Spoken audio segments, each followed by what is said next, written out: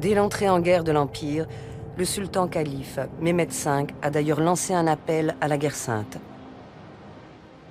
Une tentative de rallier derrière l'Empire ottoman tous les peuples musulmans en une même solidarité, un même combat contre les forces alliées.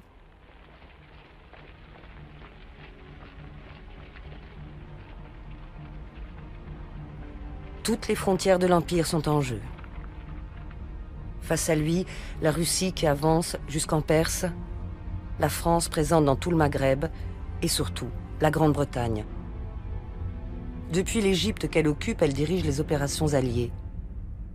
En appelant à la guerre sainte, les Ottomans espèrent déstabiliser ses ennemis de l'intérieur.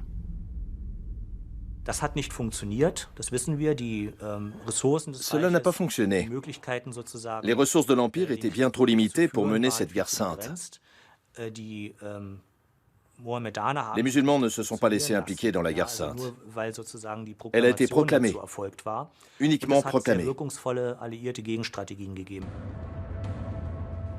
Le ministre de la Marine ottoman, Djemal Pacha, a pris ses quartiers à Damas, d'où il gouverne toute la Syrie ottomane. Elle s'étend sur les actuels territoires de la Syrie, du Liban, d'Israël, de la Palestine et de la Jordanie.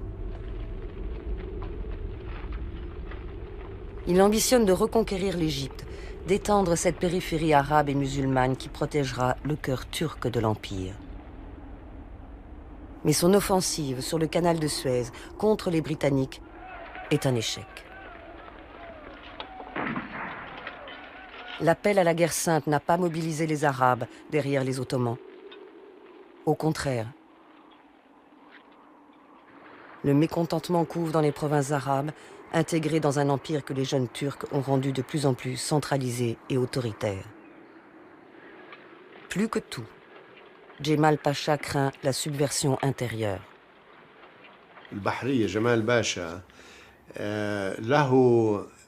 Le ministre de la Marine, Djemal Pacha, disposait d'un vaste réseau d'espions qui ont tout fait pour discréditer les intentions des intellectuels et des hommes politiques arabes. Il existait ainsi un parti important, le parti de la décentralisation ottomane. Il ne réclamait pas l'indépendance, mais il militait pour que les provinces arabes de l'Empire ottoman retrouvent la même autonomie qu'avant-guerre. Il demandait l'utilisation de la langue arabe dans l'enseignement et dans la justice, et qu'on en finisse avec la suprématie de la langue turque. À ces revendications, Djemal Pacha répond par la terreur. Au printemps 1916, à Damas, Beyrouth et Jérusalem, des intellectuels et des activistes arabes sont arrêtés, accusés de trahison, exécutés.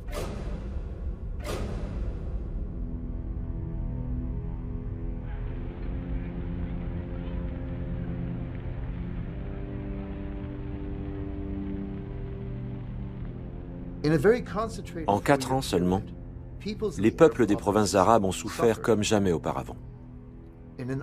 Vivre sous le joug ottoman est devenu insupportable pour les citoyens moyens. Leur colère contre l'Empire s'est accrue, comme leur détermination à en sortir.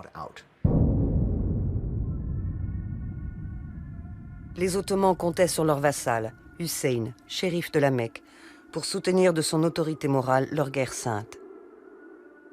Héritier de la dynastie hachémite, Hussein est le protecteur des lieux saints de la Mecque et de Médine. Mais Hussein, lui, veut régner sur tout le désert du Hedjaz et obtenir son autonomie des Ottomans. Refusant de négocier, les jeunes Turcs menacent de le destituer.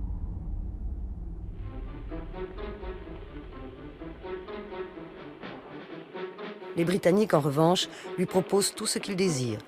L'indépendance des Arabes ottomans, de la Mésopotamie à la Palestine, sous son autorité, en échange de sa révolte.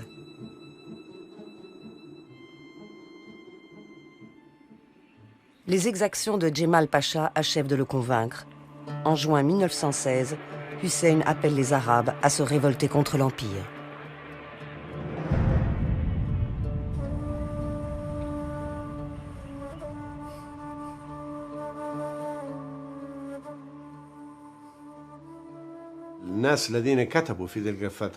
Quand on lit les journaux intimes de cette époque, on voit bien que beaucoup dans le monde arabe encourageaient, voire même adhéraient à ces mouvements. Mais il est aussi clair qu'il y avait des divisions. Les gens étaient divisés entre ceux qui demeuraient loyaux et ceux qui résistaient au régime ottoman.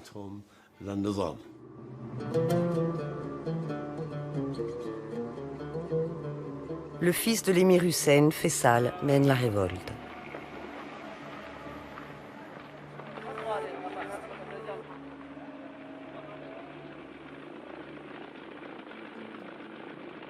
À ses côtés, un jeune Anglais, un archéologue devenu officier de renseignement, Thomas Edward Lawrence, Lawrence d'Arabie.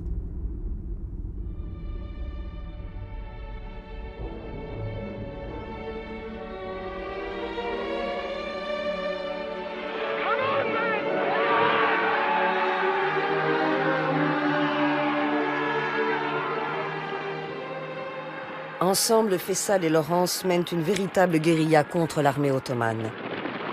Dans le désert du Hedjaz, ils détruisent le chemin de fer du pèlerinage bâti par le sultan Abdulhamid en 1900, le symbole de la domination des Ottomans en Arabie.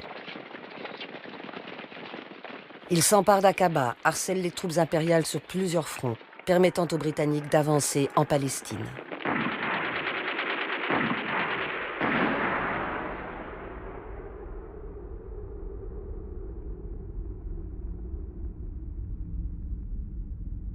En décembre 1917, le général britannique Allenby rentre victorieux dans Jérusalem. L'arrivée du général Allenby et de ses troupes indiennes, à l'époque la base de l'armée britannique était indienne, a tout d'abord signifié la fin de la guerre et la fin des souffrances causées par cette guerre. Certains pensaient aussi que cela annonçait la fin de l'Empire ottoman et surtout la fin de l'oppression menée par Djemal Pacha et son administration militaire. Fin septembre 1918, Damas tombe. Immédiatement, Faisal y proclame un gouvernement provisoire.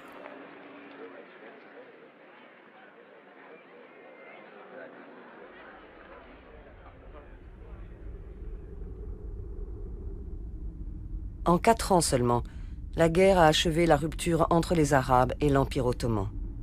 Sur tous les fronts, de Palestine en Mésopotamie, l'armée ottomane et ses alliés allemands capitulent.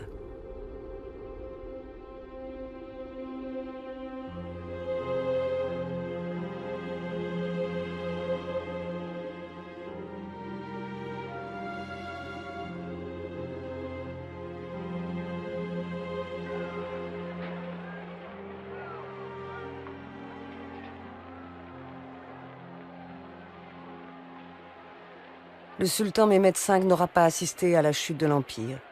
Après sa mort en juillet 1918, son frère Mehmed VI lui succède. Quelques mois plus tard, le 30 octobre 1918, alors que l'Allemagne, l'Autriche-Hongrie et la Bulgarie cèdent aussi sur le front européen, Mehmed VI est contraint d'accepter l'armistice.